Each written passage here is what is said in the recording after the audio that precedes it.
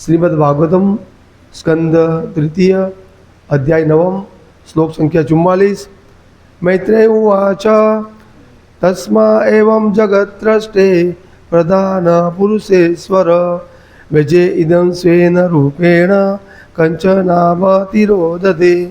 अर्थ अनुवाद અને ભાવાર્થ શ્રીલ પ્રભુપાદ દ્વારા શ્રીલ પ્રભુપાદ की जय। मैत्रेय उवाच ऋषि मैत्रेय बोल्या तस्मै तेमने एवं ए प्रमाणे जगत सृष्टे विश्वનું સર્જન કરનારને પ્રધાન પુરુષ ઈશ્વર આદ્ય ભગવાન પૂર્ણ પુરુષોત્તમ પરમેશ્વર વ્યજ્ય ઇદમ આ ઉપદેશ આપ્યા પછી સ્વેન નિજ રૂપેણ રૂપ વડે કંજનાભ ભગવાન નારાયણ તિરોદધે અદ્રશ્ય થયા। अनुवाद અને ભાવાર્થ શ્રીલ પ્રભુપાદ દ્વારા શ્રીલ પ્રભુપાદ की जय। महर्षि मैत्रेय बोल्या विश्वના સર્જક બ્રહ્માને વિસ્તાર કરવાનો ઉપદેશ આપ્યા પછી આદ્ય પૂર્ણ પુરુષોત્તમ ભગવાન તેમના નારાયણ સ્વરૂપમાં અંતર્ધાન થઈ ગયા। ભાવાર્થ વિશ્વ સર્જનની તેમની પ્રવૃત્તિ પૂર્વે બ્રહ્માએ ભગવાનના દર્શન કર્યા। ચતુશ્લોકી ભાગવતમનું તે જ સ્પષ્ટીકરણ છે। જ્યારે સૃષ્ટિ સર્જન બ્રહ્માની પ્રવૃત્તિની રાહ જોતું હતું ત્યારે બ્રહ્માએ ભગવાનના દર્શન કર્યા। સર્જન પૂર્વે ભગવાન તેમના સાકાર સ્વરૂપે વિદ્યમાન હતા। ઓછી બુદ્ધિવાળા મનુષ્યો જે રીતે કલ્પના કરે છે તેમ ભગવાનનું સનાતન સ્વરૂપ બ્રહ્માના પ્રયાસથી ઉત્પન્ન થયું ન હતું। ભગવાન તેમના યથાર્થ રૂપમાં બ્રહ્માની સમક્ષ પ્રગટ થયા હતા અને જેમ પ્રાકૃત આભાસ નથી એવા એ જ તેજ સ્વરૂપે તેઓ અદ્રશ્ય થયા હતા।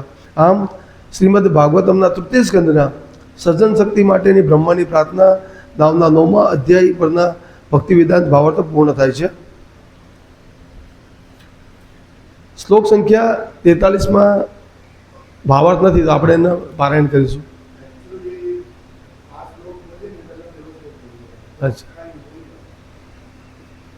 આખો શ્લોક જ ન પડી। સર્વમ વેદમયેન ઇદમ આત્મન આત્મયોનિના પ્રજા સૃજ યથા પૂર્વ યચશ્ચે મનુષ્યરતે। સર્વ બધા વેદમયેન સંપૂર્ણ વેદ જ્ઞાન હેઠળ ઇદમ આ આત્મના દેહ વડે આત્મા તમે આત્મયોનિના ભગવાનમાંથી સીધા જન્મેલા પ્રજા જીવાત્માઓ સૃજ સર્જન કરો યથાપૂર્વમ પહેલાંની જેમ યા જે ચ પણ મયી મારામાં અનુસેરતે રહેલ છે। અનુવાદ મારા ઉપદેશોને અનુસરીને તમે હવે તમારા સંપૂર્ણ વેદ જ્ઞાનના બળે અને બધાના સર્વોપરી કારણરૂપ મારી પાસેથી જે દેહ તમે સીધો મેળવ્યો છે તેનાથી પહેલાંની જેમ જીવાત્માનું સર્જન કરી શકશો।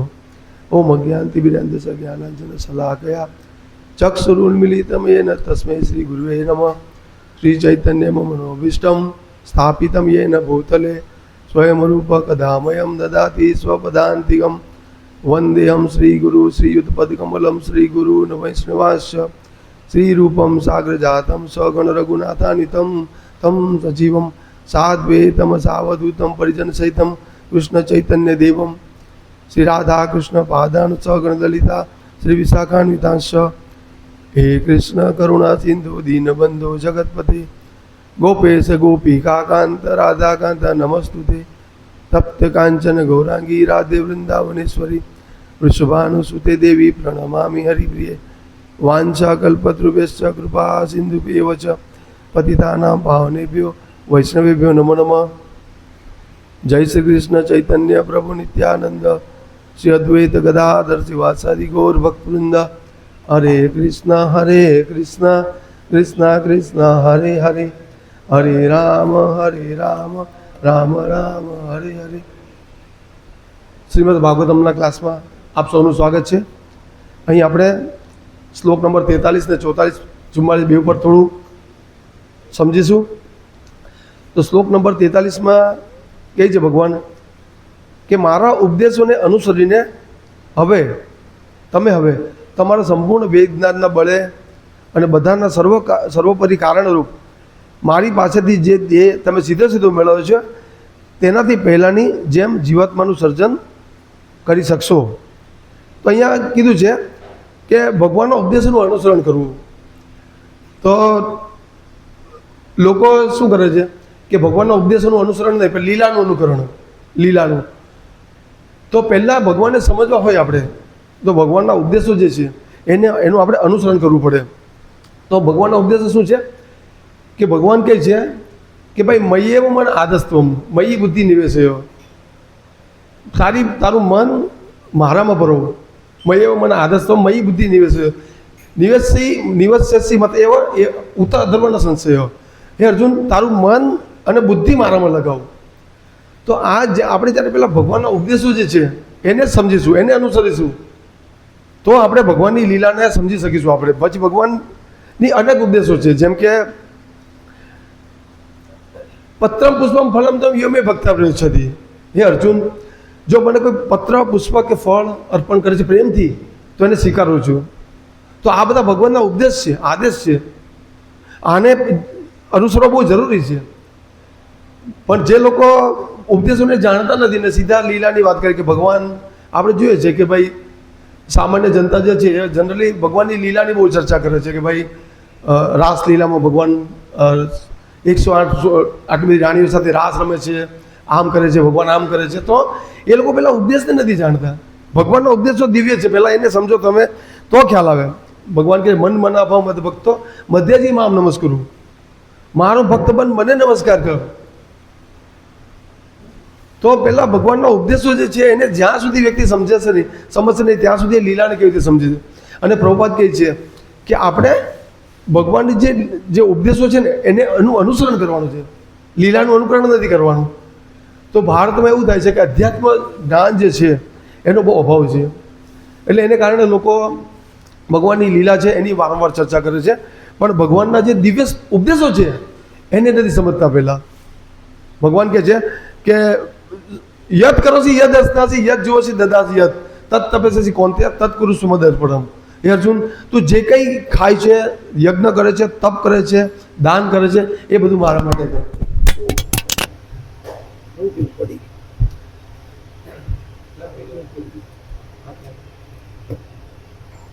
તો આ બધા ભગવાનના દિવ્ય આદેશો છે.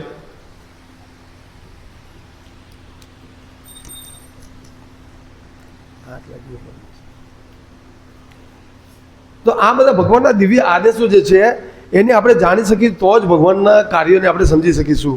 તો હવે શ્લોક નંબર 44માં ભગવાનને કહે છે આદ્ય પુરુષ. તો ભગવાન આપણે ભગવદ્ગીતામાંથી જાણી શકીએ છીએ કે અર્જુન કહે છે પરમ બ્રહ્મ પરમ ધામ પરમ પુરુષમ ભવમ પુરુષમ શાશ્વતમ દિવ્યમ આદિ દેવમ અજમ વિભુમ. તો ભગવાન કૃષ્ણ જે છે એ આદ્ય પુરુષ છે, આજથી નહીં, કરોડો અનાદિકાળથી. એવું નથી કે ભગવાન કૃષ્ણ કે જ્યારે દ્રાપણમાં ભગવાન પ્રગટ થયા ત્યારે જે ભગવાન હતા, નહીં, પહેલેથી જ ભગવાન છે. કૃષ્ણ બુકમાં પ્રભુપાદ લખે છે કે કૃષ્ણ ભગવાન જે છે એને ભગવાન બનવા માટે કોઈ યોગ, એવું નથી કે એમણે કોઈ યોગ કર્યો અને ભગવાન બની ગયા. એ પહેલેથી જ ભગવાન છે. અને એવું નથી કે ખાલી અર્જુન જ કહે છે કે તમે પરમ બ્રહ્મ પરમ ધામ છો, પણ અસિત, દેવલ, વ્યાસ, નારદ બધા જ કહે છે કે ભગવાન તમે જ આદિ પુરુષ છો. તો ભગવાન કૃષ્ણ એ સુપ્રીમ પૂર્ણ પુરુષોત્તમ પરમેશ્વર છે. અહીંયા 44 નંબરમાં એ જ કીધું છે કે મહર્ષિ મૈત્રેય બોલ્યા વિશ્વના સર્જક બ્રહ્માંડને વિસ્તાર કરવાનો ઉપદેશ આપ્યા પછી આદ્ય પુરુષોત્તમ પૂર્ણ પુરુષોત્તમ ભગવાન તેમના નારાયણ સ્વરૂપમાં અંતર્ધ્યાન થઈ ગયા. તો પહેલાં એ સમજવું જરૂરી છે કે ભગવાન કૃષ્ણ એ પૂર્ણ પુરુષોત્તમ પરમેશ્વર છે. પણ મૂર્ખ લોકોને ખ્યાલ જ નથી. લોકોને જ્યારે ભગવાન સાક્ષાત બી પ્રગટ થાય છે તો લોકો એમ સમજે છે કે આ તો એક સામાન્ય વ્યક્તિ છે, ભગવાન નથી. તો ભગવાન કૃષ્ણ આદિ પુરુષ છે. અહીંયા આપણે કહે છે કે ભગવાન ભાવાર્થમાં લખ્યું છે કે ભગવાન જ્યારે સર્જન નહીં થયું એ પહેલાં પણ હતા, અને એ પહેલાં બી નિરાકાર સ્વરૂપે નહીં હતા, સાકાર સ્વરૂપે લખ્યું છે ભાવાર્થમાં કે નિરાકાર સ્વરૂપે નહીં હતા, કે કંઈ કોઈ ભગવાનનું સ્વરૂપ નથી, એવું નહીં હતું. પણ પ્રભુપાદ ભાવાર્થમાં લખે છે ભગવાન સાકાર સ્વરૂપે વિદ્યમાન હતા ત્યાં. ભાગવતમાં આગળ બી શ્લોક છે, અહમ એવા એક શ્લોક છે એમાં કે હું હતો પહેલાં, સૃષ્ટિના સર્જન પહેલાં બી. તો આ હજી રિયલ નોલેજ છે, દિવ્ય જ્ઞાન લોકોને ખ્યાલ નથી અને લોકોને આધ્યાત્મિક જ્ઞાનમાં રુચિ પણ નથી. એટલે લોકો પોતાનું સ્પેક્યુલેશન કરે છે કે ભગવાન તો નિરાકાર છે. અહીંયા બી એ જ વસ્તુ સમજાવે છે કે ભગવાન સાકાર સ્વરૂપ છે. અને જ્યારે આપણે જોઈએ છે કે જ્યારે ભગવાન બ્રહ્માને દર્શન આપે છે, સાક્ષાત દર્શન આપે છે. પહેલી વાર ભગવાન કહે છે કે તપ કરો તમે, પણ જ્યારે બ્રહ્મા તપ કરે છે પછી સાક્ષાત ભગવાન દર્શન આપે છે. એટલે એ પહેલાં પહેલું સમજવું જોઈએ કે ભગવાન નિરાકાર નથી, ભગવાનનું દિવ્ય સ્વરૂપ છે. તો ભગવાનને નિરાકારવાનો એ મોટા મોટો અપરાધ છે. એ જેમ કે આપણે ઘણી વાર અમે આગળ બી કીધું હતું કે ભાઈ કોઈ વ્યક્તિ પગેથી ચાલતો નહીં, આપણે એને કહે તું લંગડો છે, આંખે નહીં દેખાતું, આપણે કહે તું આંધળો છે. તો એ વ્યક્તિ રિયલ આંધળો હોવા છતાં, લંગડો હોવા છતાં આપણે કહીએ તો એને ખરાબ લાગે કે હું મને લંગડો કહે છે, એ રિયલમાં લંગડો છે કે રિયલમાં આંધળો છે, પણ છતાં બી એને ખરાબ લાગે. તો આપણે ભગવાન જે દિવ્ય અંગો છે ભગવાનના હાથ ને પગ કેવા છે, દરેક જગ્યાએ ફેલાયેલા છે. દિવ્યના હાથ પગ છે ભગવાનના, ને એ ભગવાનને આપણે કે તમે નિરાકાર છો, તો એ બહુ અપમાન થઈ ગયું ભગવાનનું એ પાસું છે. માત્ર નિરાકાર સ્વરૂપ ભગવાનનું પાસું છે કે કોઈ વ્યક્તિ ભગવાનને નહીં જાણી શકતો હોય કે ભગવાનનું સ્વરૂપ હોઈ શકે.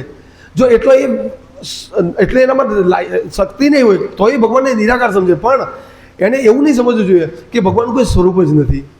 માની લો કે કોઈ વ્યક્તિને નથી આઈડિયા આવતો તો ભગવાન નિરાકાર છે માને, પણ એવું નહીં માનવું જોઈએ કે ભગવાનનું મૂળ સ્વરૂપ નિરાકાર છે. ભગવાનનું મૂળ સ્વરૂપ કયું છે? સાક્ષાત સ્વરૂપ, સાકાર સ્વરૂપ છે. તો જ્યારે ભગવાનને તમે સાકાર સ્વરૂપે માનશો ને તો તમે ભગવાન સાથે આદાન પ્રદાન કરી શકશો. તો તકલીફ શું થાય છે કે જ્યારે મોટાભાગના લોકો જે અધ્યાત્મમાં રુચિ ધરાવે છે એ ઘણા મોટાભાગના લોકો ભગવાનને નિરાકાર માને છે. અને ભગવાનને નિરાકાર માને શું થાય કે એ લોકોને ભગવાન સાથે કોઈ આદાન પ્રદાન નથી. ભગવાનને નિરાકાર માને એટલે કોઈ આદાન પ્રદાન નહીં. હવે આદાન પ્રદાન નહીં હોવાને કારણે એ લોકો બીજી બધી પ્રવૃત્તિમાં લાગી જાય છે અને ભગવાન સાથે સંબંધ નથી એટલે બીજી આસુરી કૃતિઓ બી ઘણી વાર કરે છે. આપણે ઘણા એવા લોકોને જોઈએ છે કે જે ભગવાનને નિરાકાર માને છે અને એને કારણે એ લોકો પાસે કોઈ વિષય નથી, ભગવાનની સેવા કરવાનો વિષય નથી, એટલે એવા કાર્યો કરે છે કે જેનાથી પ્રજા દુઃખી થાય. આપણે જોઈએ છીએ જે લોકો બીજા ધર્મોમાં છે, બરાબર, તો એ લોકો બી ભગવાનને નિરાકાર માને છે, પણ એ લોકો પાસે કોઈ દિવ્ય પ્રવૃત્તિ નહીં હોવાને કારણે એ લોકો એવી પ્રવૃત્તિ કરે છે કે જેને કારણે લોકો દુઃખ ભોગવે છે, લોકો હેરાન થાય છે. તો ભગવાનનું સાકાર સ્વરૂપ છે દિવ્ય. લોકો એટલું સિમ્પલ નથી વિચારી શકતા કે ભગવાન નિરાકાર હોય કેવી રીતે શકે. ભગવાન બધા કહે છે કે ભાઈ હું ભગવાનને પ્રેમ કરું, દરેક જણા કહે કે ભાઈ ભગવાનને પ્રેમ કરું છું. તો ભગવાનને પ્રેમ તમે કેવી રીતે કરી શકો? માનો કે કોઈ એક વ્યક્તિ કહે છે કે ભાઈ ભગવાન નિરાકાર છે, તો આપણે એને કહીએ કે લો તમે કહો છો ભગવાન નિરાકાર છે તો હું તમને આ ગુલાબનું ફૂલ આપું છું, ભગવાનને આપો, ચલો તમે નિરાકાર માનો છો, આપો ગુલાબનું ફૂલ. કેવી રીતે આપશે વ્યક્તિ? એના માટે તો ભગવાન નિરાકાર છે. તો આ ભગવાનને નિરાકાર સમજવું એ બહુ મોટા મોટો અપરાધ છે. અહીંયા ક્લિયર કીધું છે કે ભગવાનનું સાકાર સ્વરૂપ છે. તો ભગવાન કૃષ્ણ આદ્ય પુરુષોત્તમ પરમેશ્વર છે અને આપણે જાણીએ છીએ કે જેવું બ્રહ્માએ ભગવાનના દર્શન કર્યા એટલે બ્રહ્માએ શું કીધું? ઈશ્વર પરમ કૃષ્ણ સચ્ચિદાનંદ વિગ્રહ અનાદિરાદિ ગોવિંદમ સર્વ કારણમ. સીધું જ ભગવાન બ્રહ્માએ કીધું કે કૃષ્ણ જ ભગવાન છે, પરમ કૃષ્ણ છે, બીજું કોઈ નથી, બધાનું કારણ કૃષ્ણ છે, સર્વ કારણનું કારણ કૃષ્ણ છે. બ્રહ્મા જે સૃષ્ટિના પ્રથમ જીવ એણે એટલું ક્લિયર કીધું કે કૃષ્ણ જ ભગવાન છે. પણ છતાં બી લોકોની જે આજે મતિ છે એટલી બધી ખલાસ થઈ ગયા છે કે સમજી જ નથી શકતા. ભારતના લોકો નથી સમજે, ભારતના લોકો જાણે છે કે કૃષ્ણ ભગવાનની બધી દિવ્ય લીલાઓ કર્મો બધું જાણે, છતાં એ નથી સમજતા કે કૃષ્ણ ભગવાન છે. તો એક બહુ મોટું નુકસાન છે. આ ભગવાનને જો વ્યક્તિને ભલે કંઈ નહીં આવડતું હોય, એની પાસે કોઈ વેદનું જ્ઞાન નહીં હોય, કોઈ બીજું કોઈ પણ નોલેજ નહીં હોય, પણ જો એ વ્યક્તિ એટલું ખાલી જાણી જશે કે કૃષ્ણ જ ભગવાન છે તો એનું જીવન સફળ થઈ જશે. પણ અવજાનતી મા મૂઢા માનુષિમ તનું આશ્રિતમ. મૂઢ લોકો નથી સમજતા કે ભગવાનને જ્યારે ભગવાન અવતરે છે મનુષ્ય રૂપે તો લોકો એમ સમજે કે આ સામાન્ય વ્યક્તિ જ છે. તો દેવતાઓ પણ વિચલી દે છે. આપણે જોઈએ બ્રહ્મા પણ પાછા જ્યારે ભગવાન દ્રાપરયુગમાં આવે ત્યારે ભગવાન પણ બ્રહ્મા પણ વિચલિત થઈ ગયા. તો આ બહુ ભગવાન કૃષ્ણને શરણે જવું ને એ બહુ શું કે બહુ જેનો બહુ હજારો કરોડો જન્મોના પુણ્ય પાપ બધું બળીને ભસ્મ થઈ જાય ને એ જ ખાલી માની શકે કે કૃષ્ણ ભગવાન છે. બાકી ભક્તિ કરતો કરતો કરતો આપણે ઘણા જ જોઈએ છે કે ક્યારે બી છટકી જાય, એનું માઇન્ડ એક્સેપ્ટ નહીં કરે કે કૃષ્ણ ભગવાન છે. નભે વિદુ સુરગુણા પ્રભાવના મહર્ષયો અહમ આદિ દેવાનામ. હા, ભગવાન કહે છે કે અર્જુન મને દેવો પણ નથી જાણી શકતા. નમે વિદા સુરગુણ દેવો બી મને ઘણી વાર નથી જાણી શકતા. નમે વિદુ સુરગુણા પ્રભાવના મહર્ષયો ઋષિઓ પણ અહમ આદિ દેવાન હું જ આદિ છું નથી જાણી શકતા. તો જેને કૃષ્ણને જાણી લીધા છે ને એનું જીવન સફળ છે, એનું જીવન સફળ છે. બાકી તમે બધું જાણી લીધું પણ કૃષ્ણ ભગવાન છે એ જો આપણે નથી સમજતા ને તો આપણું અધૂરું જ્ઞાન છે અને આપણને ફાયદો નથી. આપણે જન્મ મૃત્યુના ચક્રમાંથી નહીં બચી શકીશું. આપણે જોઈએ છે પદ્મપુરાણમાંથી શંકર ભગવાન બી વારંવાર કહે છે કે કૃષ્ણ મુક્તિ તો કૃષ્ણ સિવાય કોઈ નહીં આપી શકે. માત્ર કૃષ્ણની પાસે જ એ પાવર છે મુક્તિ આપવાનો. મુક્તિ પદાર્થ સર્વેશા વિષ્ણુ દેવનો સંશય. તો કૃષ્ણ સિવાય કોઈની પાસે સત્તા જ નથી કે તમને જન્મ મૃત્યુના ચક્રમાંથી બચાવી શકે. તો જે વ્યક્તિ કૃષ્ણને શરણે છે ને એના ભાગ્યની કોઈ સીમા નથી. જેમ કે કોઈ વ્યક્તિ દેવી દેવતાઓ માને છે, બરાબર, પણ એ દેવી દેવતામાં માનવા દેવી દેવતાની ભક્તિમાં બી એ કંઈ શાસ્ત્રના આધારે દેવી દેવતા નથી માનતો, એ પોતાની રીતે સ્પેક્યુલેશન કરે છે. તો કહેવાનો મતલબ એ છે કે કૃષ્ણ આદ્ય પુરુષ છે, પુરુષોત્તમ પરમેશ્વર છે. આપણે એની ભક્તિ કરીશું તો જ આ જન્મ મૃત્યુના ચક્રમાંથી આપણે નીકળી શકીશું. બાકી આપણી પાસે બીજો કોઈ ચાન્સ નથી આ જગતના જન્મ મૃત્યુના ચક્રમાંથી નીકળવાનો. આજે લોકો ભગવાનની ભક્તિ છોડીને બધા પ્રયાસો કરે છે. હમણાં આપણે જોઈએ છે કે કોટા એક શહેર છે મધ્યપ્રદેશનું કોટા, તો ત્યાં દર વર્ષે નહીં તો 10, 15, 25 યુવાન છોકરાઓ સુસાઇડ કરે છે. યુવાન છોકરાઓ શા માટે? એક્ઝામમાં ખાલી 0.01 માર્ક ઓછો આવ્યો, 2 માર્ક ઓછા આવે, 5 માર્ક ઓછા આવે, સુસાઇડ કરે છે. ને મા બાપ બી છોકરાને એટલું પ્રેશર આપે છે કે દીકરા તારે 99% જ લાવવાના છે, 100% જ લાવવાના છે. આ ચાલી રહ્યું છે આ યુગમાં. અને યુવાન છોકરાઓ કેટલા સુસાઇડ કરે દર વર્ષે, 1 વર્ષે નહીં, દર વર્ષે. તો લોકોને આ જ્ઞાન આપી રહ્યા છે કે તું ભણીશ ને તો જ તું સારી રીતે જીવી શકીશ, બાકી તું ભૂખે મરીશ. મા બાપ એવું સમજે છે. આ કેટલું આપણું દુર્ભાગ્ય છે. તો આ મનુષ્ય જન્મ એટલો બધો દુર્લભ છે, એમાં જો આપણે ખાલી આ જ વસ્તુ ભૌતિક ઇન્દ્રિય તૃપ્તિ કેવી રીતે ખાવું પીવું મૈથુન કરવું, એ જ મા બાપ પણ આજના જે મા બાપ છે એ પણ છોકરાને આ જ જ્ઞાન આપે છે. ગઈકાલે અમે એક ભક્તનું એક શબ્દ સાંભળ્યા હતા. એ ભક્ત એવું કહે છે કે એ ભક્તનો એક મિત્ર હતો, તો એ મિત્ર સાથે ભક્તિ કરતો હતો.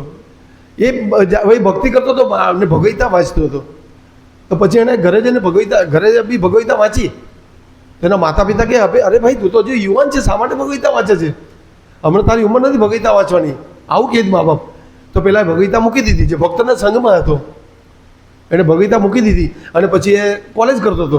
તો પછી એ બધા નશા કરવા લાગ્યો, ગાંજા પીવા લાગ્યો, ચરસ પીવા લાગ્યો, બિલકુલ કંટ્રોલની બહાર નીકળી ગયો. ત્યારે એ જ મા બાપ જે પેલાને જેનો ભક્ત હતો એને ઠપકો આપતા હતા કે તું મારા છોકરાને અત્યારથી શા માટે ભગવદ્ગીતા શીખવે છે? એ જ મા બાપ પછી પેલા ભક્ત પાસે જાય છે ને કે હવે તું મારા છોકરાને બચાવ. તો કે હું તમને જ્યારે કહેતો હતો ત્યારે તમે કહેતા હતા કે નહીં ભગવદ્ગીતા વાંચવાની જરૂર નથી. તો કળિયુગમાં આવું થઈ રહ્યું છે, ઊંધું. કળિયુગમાં આખું ઊંધું, લોકો ઊંધી દિશામાં ચાલી રહ્યા છે.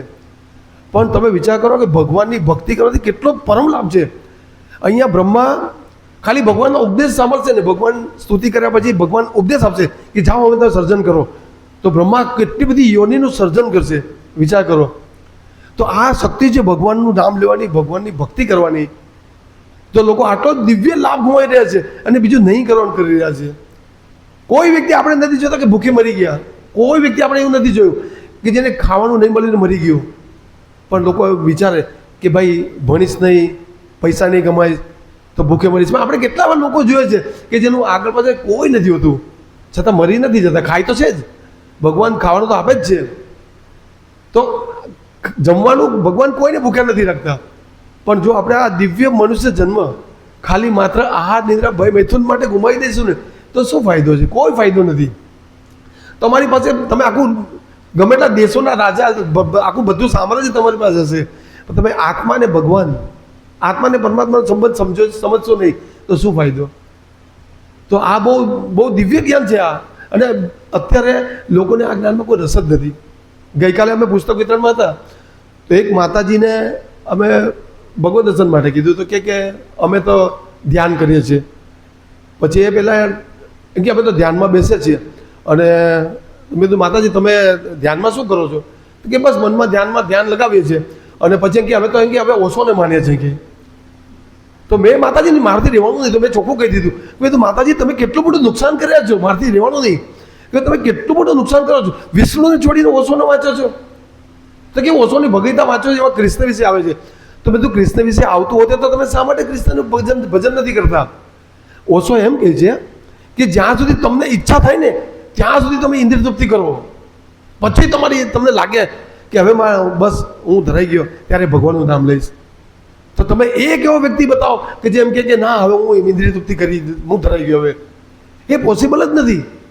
એટલે ઓશો એવું શીખવે છે કે તમે પહેલાં બધું તમારી જેટલી કામ વાસના હોય, વિષય ઈચ્છા હોય, જે કંઈ ભૌતિક ઈચ્છા હોય ભોગવો, મજા કરો, અને પછી તમે એકદમ ખાલી થઈ જાવ ને ત્યારે ભગવાનનું નામ લેજો. આ પોસિબલ નથી. તો પછી મેં એ માતાજીને સમજ્યા અને પાછા પુષ્ટિ માર્ગમાં મેં તમારી પાસે કેટલું દિવ્ય ધન છે એને છોડીને તમે આવું કરો છો. પછી માતાજીને અમે સમજાતે માતાજીએ 2 પુસ્તકના સેટ લીધા આપણી પાસે 100 રૂપિયાના. અને મેં કીધું કે તમે આ કરજો, પહેલાં ભગવાનની પૂજા કરજો. તો આ કલિયુગમાં બધું ઊંધું ચાલે છે. કલિયુગમાં બધું ઊંધું ચાલે છે. અહીંયા આપણે જોઈએ છે કે ભાઈ કેટલું દિવ્ય જ્ઞાન છે. રોજ આપણને અમૃત મળે છે, અમૃત. તો અમૃતનું આસ્વાદન કરવા માટે લોકો પાસે ટાઈમ નથી, લોકો પાસે સમય બધો બીજો છે, પણ ભગવાનનું નામ લેવા માટે સમય નથી. તો આ બહુ દુર્લભ ચાન્સ છે આપણી પાસે. હવે જેમ કે માની લો કે આપણે તિરુપતિના દર્શન કરવા છીએ.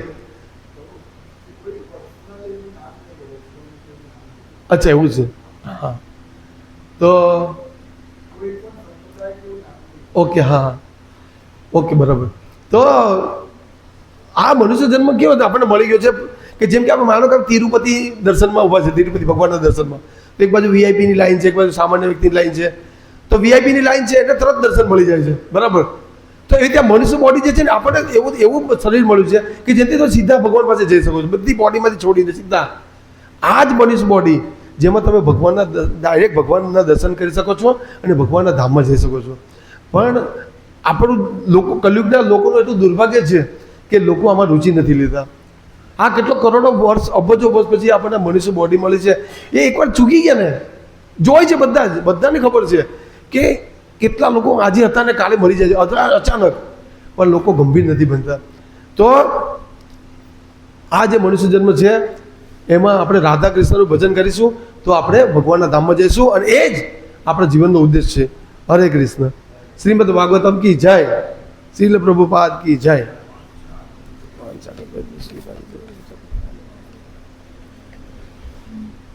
કોઈને કઈ પ્રશ્ન છે?